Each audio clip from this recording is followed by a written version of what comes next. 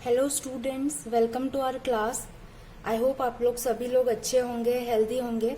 आज हम लोग सॉलिड स्टेट फिजिक्स का first unit crystal structure start करने वाले हैं।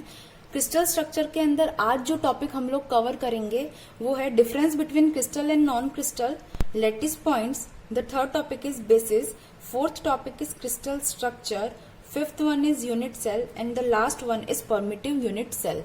सो हमारे जो वेरी फर्स्ट टॉपिक है difference between crystal and non crystal, ये जस्ट बेसिक इंट्रोडक्शन है, उसको हम लोग क्लियर करते हैं। तो देखो क्या डिफरेंस रहता है हमारे crystal and non crystal solids के अंदर। ठीक है, दोनों सॉलिड्स के ही पार्ट रहेंगे crystal and non crystal solids के अंदर। तो हमारा जो फर्स्ट डिफरेंस रहता है, जो हमारे क्रिस्टल स्ट्रक्चर के अंदर हम एटम्स होते हैं वो रेगुलरली मैनर के अंदर अरेंज्ड होते हैं। रेगुलर मैनर का क्या मतलब हुआ, सपोज करो ये मेरा कोई एटम है तो ये किसी पर्टिकुलर डिस्टेंस पर क्या करेगा, खुद को रिपीट करेगा। देखो इस तरीके से यहाँ पर इसका क्या हो रहा है, रिपीटेशन हो रहा है। यहाँ पर मैं आपको 2 डायमेंशन के अंदर शो कर रही हूँ। ये जो रिपीटेशन होता है वो तीनों डायमेंशन के अंदर होता है। देखो ये इसके पीछे ये जो 3D में आप इसको एक बार विजुअलाइज कर सकते हैं। यहाँ पर भी क्या रहेंगे, एटम्स लोकेटेड रहेंगे कुछ इस तरीके से। और ये जो भी इनकी लोकेशन होगी या जो भी इनकी अरेंजमेंट होगी वो कैसे होगी, रेगुलर मैनर के अंदर होगी। जबकि इसके विपरीत नॉन क्रिस्टलाइन सॉलिड के अंदर क्या रहता है, इनका अरेंजमेंट रैंडम रहता है। इनका रैंडम अरेंजमेंट रहता है या इरेगुलर अरेंजमेंट रहता है। सपोज करो यहाँ पर मेरे पास में 5 एटम्स आ गए, यहाँ पर 3 हो गए, 2 एटम्स यहाँ पर आ गए, अगेन 2 एटम्स यहाँ पर आ गए, 2 एटम्स। तो इस तरीके से जो अरेंजमेंट होगा, irregular arrangement of atom in any solid is called non crystalline solid. Okay, first point I hope आप लोगों को समझ में आया होगा। सेकेंड जो पॉइंट का डिफरेंस रहता है, इनको हम लोग ट्रू सॉलिड कहते हैं। ट्रू सॉलिड, क्रिस्टलाइन सॉलिड को क्या कहते हैं, ट्रू सॉलिड। जबकि इनको हम लोग सुपर कूल्ड सॉलिड कहते हैं। सुपर कूल्ड सॉलिड या फिर सूडो सॉलिड।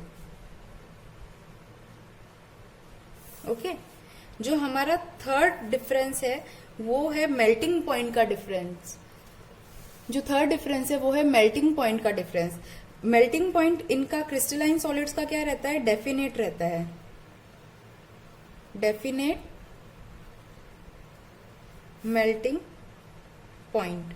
देखो स्ट्रक्चर कैसा है, रेगुलर है, तो वो मेल्ट भी कैसा होगा, एक डेफिनेट पॉइंट पर मेल्ट होगा। जबकि नॉन क्रिस्टलाइन का नो डेफिनेट मेल्टिंग पॉइंट रहता है, मतलब कोई भी डेफिनेट मेल्टिंग पॉइंट इनका नहीं आता है। तो ये तो जस्ट बेसिक हमारे पास में डिफरेंस हो गए क्रिस्टल और नॉन क्रिस्टलाइन सॉलिड के अंदर। अब हम लोग जो हमारे क्रिस्टल की फर्स्ट डेफिनेशन है क्रिस्टल स्ट्रक्चर की वो देखेंगे, जिसका नाम है लैटिस पॉइंट्स, या लैटिस पॉइंट्स को हम लोग स्पेस लैटिस भी कहते हैं। वो क्या होता है, जस्ट अभी हम लोग देखते हैं। तो बच्चों जो हमारे पास में लैटिस पॉइंट्स रहते हैं, फर्स्ट डेफिनेशन को देखते हैं। लैटिस पॉइंट्स, या इसको कई बार स्पेस लैटिस भी लिखते हैं, स्पेस लैटिस। तो लैटिस पॉइंट और स्पेस लैटिस किसी भी क्रिस्टल सॉलिड के अंदर वो बिंदु या वो पॉइंट होते हैं जिनकी सराउंडिंग, जिनका जो वातावरण है वो एकदम आइडेंटिकल या सिमिलर रहे और वो खुद को हर डायरेक्शन के अंदर क्या करे, रिपीट करे। यानी कि कुछ इस तरीके से इनका क्या रहता है, अरेंजमेंट रहता है कि ऐसे पॉइंट्स जिनकी सराउंडिंग आइडेंटिकल रहे 3 डायमेंशन के अंदर और वो एक पर्टिकुलर मैनर के अंदर खुद को क्या करे, रिपीट करे। इसको हम लोग समझ सकते हैं क्लास और क्लास के अंदर स्थित चेयर्स के एग्जांपल से। सपोज करो एक पूरी खाली क्लास है और उसके अंदर चेयर्स मैंने क्या करी, एक रेगुलर मैनर के अंदर क्या कर दी है, अरेंज कर दी है। तो उस क्लासरूम को आप ये समझिए, वो क्लासरूम क्या है, मेरा स्पेस है, और जो चेयर्स हैं वो क्या है, मेरे पॉइंट्स हैं। तो उन्हीं पॉइंट्स को मैं क्या कहूंगी, लैटिस पॉइंट्स कहूंगी। अब एक टर्म आई आइडेंटिकल सराउंडिंग।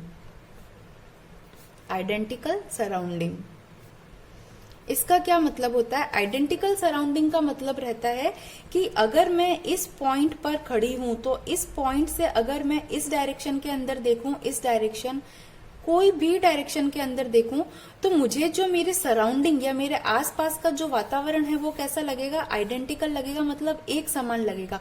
अब एक जगह पे खड़े होकर के तो मैं आइडेंटिकल बता नहीं सकती कि यहां से मुझे आइडेंटिकल लग रहा है, नहीं। यानी इस पॉइंट 1 पर अगर मैं देखूं और यहां पर अगर मैं पॉइंट 2 पर खड़ी हूं और पॉइंट 2 से भी अगर देखूं तो जैसा मुझे पॉइंट 1 पर दिखा था वैसा ही मुझे पॉइंट 2 पर भी क्या करना चाहिए, दिखना चाहिए। तो इस सिचुएशन को या इस टाइप के सराउंडिंग को हम क्या कहते हैं, आइडेंटिकल सराउंडिंग। तो आई होप आपको लैटिस पॉइंट समझ में आ गया होगा क्या होता है। अब अगर एग्जाम में आता है तो ये लैटिस पॉइंट की डेफिनेशन को आप कैसे लिखेंगे वो हम देखते हैं। लैटिस पॉइंट की डेफिनेशन को लिखने के लिए ये जो टर्म है उसको मैं क्या करती हूँ, आपको रीड करके बताती हूँ। ये हिंदी मीडियम और इंग्लिश मीडियम दोनों के लिए ये वीडियो क्या है, हेल्पफुल है। मैं हिंदी में आपको समझाऊंगी और इंग्लिश में आपको डेफिनेशन लिखी हुई मिल जाएगी। देखो, लैटिस और स्पेस लैटिस डिफाइन कैसे करेंगे। It is infinite regular arrangement. मैंने आपको पहले ही बताया ये क्या है, रेगुलर अरेंजमेंट है। इनफाइनाइट का मतलब क्या है, ये कभी खत्म नहीं हो रहा। इस डायरेक्शन के अंदर, इस डायरेक्शन के अंदर और इस डायरेक्शन के अंदर, तीनों ही डायरेक्शन के अंदर क्या कर रहा है, ये बढ़ रहा है। Arrangement of points in 3 dimension in which every lattice point has an identical surrounding. Okay, ये डेफिनेशन आपको क्लियर हो गई होगी। और इसमें डायग्राम जो बनाएंगे हम क्या करेंगे, एक पर्टिकुलर डिस्टेंस पर पॉइंट्स को ड्रॉ कर देंगे। जैसे ये पॉइंट्स मैंने ड्रॉ करके रखे हैं। सपोज करो एक्स डायरेक्शन के अंदर की इनकी डिस्टेंस ए है और वाई डायरेक्शन के अंदर इनकी डिस्टेंस बी है। तो हर लाइन के अंदर मुझे एक्स डायरेक्शन के अंदर डिस्टेंस को ए रखना है और वाई डायरेक्शन के अंदर डिस्टेंस को क्या रखना है, बी रखना है। तो यहाँ पर अपना लैटिस पॉइंट्स वाला पॉइंट क्लियर हो जाता है। अब हम लोग नेक्स्ट जो हमारी थर्ड डेफिनेशन है बेसिस, उस पर आते हैं। देखो बच्चों, बेसिस क्या होता है, इसको भी हम लोग उसी एग्जाम्पल से समझते हैं। जैसे कि मैंने आपको क्लासरूम का एग्जाम्पल दिया था कि क्लासरूम में अगर मेरे पास में किसी खाली क्लासरूम, जिसको मैंने स्पेस कह दिया, उसमें जो चेयर्स है उनको मैंने लैटिस पॉइंट कह दिया। तो अगर उन चेयर्स पर आप लोग स्टूडेंट्स आकर के बैठ जाओ तो उस टाइम आप जो स्टूडेंट्स होंगे वो क्या कहलाएंगे, बेसिस कहलाएंगे। ये तो आपके एग्जाम्पल की मदद से समझ लिया। और इसी को हमको सॉलिड स्टेट की टर्म में समझना होगा। तो हम क्या कहेंगे, सॉलिड स्टेट की टर्म में समझना होगा तो हम क्या कहेंगे, यहाँ पर ये हमारा देखो स्पेस लैटिस था कुछ इस तरीके से, infinitely regular arrangement of points which has identical surrounding, ये स्पेस लैटिस। अब यहाँ पर अगर कोई भी मेरा एटम, ये तो क्या स्पेस के अंदर एक इमेजिनरी पॉइंट्स है, यहाँ पर मेरा कोई भी एटम या ग्रुप ऑफ एटम्स, जरूरी नहीं है कोई एक एटम आए, ग्रुप ऑफ एटम भी आ सकता है, पूरा का पूरा कोई यौगिक भी यहाँ पर आकर के बैठ सकता है। अगर यहाँ पर बैठ जाए तो इन बैठने वाले एटम्स को या ग्रुप ऑफ एटम्स को हम कहेंगे बेसिस। ठीक है, कुछ इस तरीके से यहाँ पर क्या हो जाएगा, ये एटम अपना प्लेस ले लेगा या यहाँ पर क्या हो जाएगा, एटम लोकेट हो जाएगा। यानी कि अगर वापस हम हमारे एग्जाम्पल की तरफ चलते हैं, स्पेस क्या था मेरा, क्लासरूम, उसके अंदर जो चेयर्स थी वो क्या थी, मेरी लैटिस पॉइंट्स, और उस पर स्टूडेंट्स आकर के बैठ गए तो वो स्टूडेंट्स क्या हो गए, बेसिस हो गए। तो आई होप आपको लैटिस और बेसिस दोनों क्लियर हो गए होंगे। अब हम हमारी इसकी डेफिनेशन को, अगर एग्जाम में आता है तो आप उसकी डेफिनेशन कैसे लिखेंगे वो देखते हैं। बेसिस की डेफिनेशन देखो बच्चों, बेसिस को हम लोग लिखेंगे, बेसिस में बी अ सिंगल एटम और group of atoms which are to be attached identically to every lattice point. यानी कि हर लैटिस पॉइंट पर क्या हो रहा है, ये अटैच हो रहे हैं। A crystal structure is formed, और उसके बाद में हमारे पास में इस तरीके से जब लैटिस पर या स्पेस लैटिस पर बेसिस आकर के बैठ जाते हैं तो जो स्ट्रक्चर बनता है उस स्ट्रक्चर को हम लोग क्या कहते हैं, क्रिस्टल स्ट्रक्चर कहते हैं। और यही हमारी नेक्स्ट डेफिनेशन है कि जब मेरे पास में जो मेरा लैटिस था, देखो यहाँ पर, जब मेरे पास में जो मेरा लैटिस था उस पर बेसिस आकर बैठ गए तो जो स्ट्रक्चर फॉर्म हुआ उसको मैं क्या कहूंगी, क्रिस्टल स्ट्रक्चर। यहाँ तक आपको समझ में आया होगा। तो बेसिक में अगर उसको इक्वेशन की फॉर्म में लिखना चाहूं तो मेरे lattice plus basis will be equal to crystal structure, और उसको डायग्रामेटिक फॉर्म में बनाना चाहें तो ये मेरे पास में क्या है, मेरा स्पेस लैटिस है। स्पेस लैटिस यहाँ पे लिख देती हूँ, ये क्या है, मेरा स्पेस लैटिस है, और स्पेस लैटिस और ये क्या है, मेरे बेसिस है। स्पेस लेटिस पे जब बेसिस बैठ जाता है तो जो मेरे पास में फाइनली जो स्ट्रक्चर बनता है उसको मैं कहती हूँ क्रिस्टल स्ट्रक्चर। तो क्रिस्टल स्ट्रक्चर की डेफिनेशन भी आप लोगों को समझ में आ गई। तो हमारा जालक बिंदु या स्पेस लेटिस, बेसिस और क्रिस्टल स्ट्रक्चर यहाँ तक क्लियर हो गया। अब हम हमारी नेक्स्ट डेफिनेशन पर आएंगे जो है यूनिट सेल। तो यूनिट सेल किसे कहते हैं वो हम देखते हैं। देखो बच्चों, यूनिट सेल को समझने के लिए हमें ये पता होना चाहिए कि जो हमारा क्रिस्टल स्ट्रक्चर होता है कुछ इस तरीके का हमारा क्या रहता है, क्रिस्टल स्ट्रक्चर रहता है। ये स्पेस लेटिस है, यहाँ पर कौन बैठे हैं, मेरे बेसिस। तो इन दोनों के कॉम्बिनेशन से जो मुझे स्ट्रक्चर मिला उसे मैं क्या कहूंगी, क्रिस्टल स्ट्रक्चर। तो क्रिस्टल स्ट्रक्चर को थोड़ा सा जूम आउट करके हम देखें तो कुछ ना कुछ इस टाइप से इनका क्या रहता है, स्ट्रक्चर रहता है। देखो, तो यहाँ पर ये क्या है, एक कोई सेल है।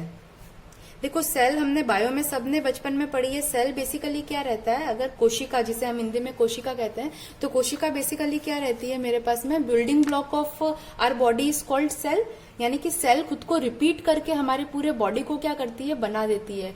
इन द सेम वे अगर किसी क्रिस्टल स्ट्रक्चर का एक ऐसा यूनिट या एक ऐसी इकाई जो खुद को रिपीट करके पूरे क्रिस्टल स्ट्रक्चर का फॉर्मेशन कर देती है, वह न्यूनतम इकाई या वो मिनिमम यूनिट जो खुद को रिपीट करके पूरे क्रिस्टल स्ट्रक्चर का फॉर्मेशन कर देती है, उस टाइप की यूनिट को मैं क्या कहूंगी, यूनिट सेल।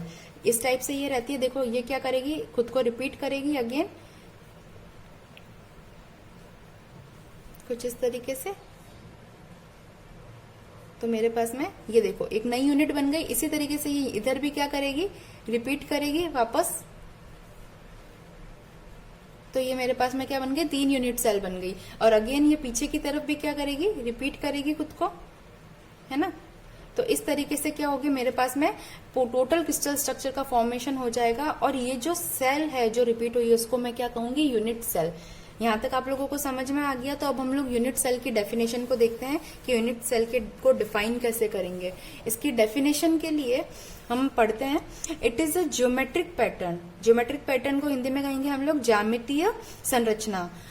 यह एक ज्यामितीय संरचना है। It is a geometric pattern which repeats itself through the 3 dimensional pattern. 3 dimensional pattern का क्या मतलब हो गया, ये देखो इस डायरेक्शन के अंदर भी रिपीट हो रही है, ऊपर की तरफ भी रिपीट होगी और यहाँ से बाहर की तरफ भी क्या रहेगी, रिपीट करेगी खुद को। ठीक है। It generates the crystal lattice when repeated in space identically. ये अगर खुद को रिपीट करेगी तो पूरे के पूरे क्या कर देगी, अपने क्रिस्टल स्ट्रक्चर का फॉर्मेशन कर देगी। ठीक है। और जो स्टार मार्क करके पॉइंट लिखा है, जैसे हम लोग बायो में सेल की डेफिनेशन पढ़ते थे उसी तरीके से हम यूनिट सेल को भी डिफाइन कर सकते हैं। It behaves like a building block in a crystal. जैसे सेल क्या करती है, बिल्डिंग ब्लॉक होती है अपनी बॉडी का, वैसे ही क्रिस्टल का जो बिल्डिंग ब्लॉक होता है वो क्या होती है, यूनिट सेल होती है। ओके। अब हमारी जो नेक्स्ट डेफिनेशन थी यूनिट सेल के बाद में परमिटिव यूनिट सेल की, उसको हम लोग देखते हैं। देखो primitive unit cell basically unit cell का ही एक टाइप है जो क्या करता है, जिसका वॉल्यूम क्या रहता है, मिनिमम होता है। यानी कि वॉल्यूम क्या रहेगा, मिनिमम रहेगा। और वो यूनिट सेल जिसके जस्ट कॉर्नर्स पर, पहले एक यूनिट सेल को मैं बनाती हूँ। ये मेरी क्या है, कोई यूनिट सेल है। इसके जस्ट कॉर्नर्स पर ही अगर मेरे पास में लैटिस पॉइंट हो, उसके अलावा कहीं पर भी लैटिस पॉइंट नहीं हो, तो इस टाइप की यूनिट सेल को मैं क्या कहूंगी, प्रिमिटिव यूनिट सेल। तो यही इसकी डेफिनेशन है। देखो इसकी डेफिनेशन भी हम लोग देख लेते हैं। प्रिमिटिव यूनिट सेल की डेफिनेशन क्या कहती है, a type of unit cell which contain lattice point at corners only, जो मैंने आपको अभी बताया, and has minimum volume is called primitive unit cell. जिसकी वॉल्यूम क्या रहती है, मिनिमम रहती है। अगर इसका डायग्राम बनाने को आए तो आप कैसे बनाओगे, एक यूनिट सेल मुझे ड्रॉ करनी है जैसे मैंने ऊपर ड्रॉ करी थी।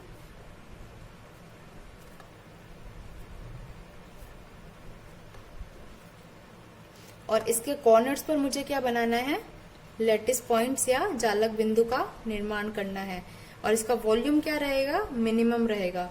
तो इस टाइप की यूनिट सेल को हम क्या कहते हैं, प्रिमिटिव यूनिट सेल। तो आई होप बच्चों आपको ये 5 पॉइंट्स क्लियर हो गए होंगे। हमारा जो नेक्स्ट वीडियो होगा उसमें हम लोग प्रिमिटिव यूनिट सेल के फॉर्मेशन के बारे में पढ़ेंगे। Till then thank you so much for this class and be happy, be safe.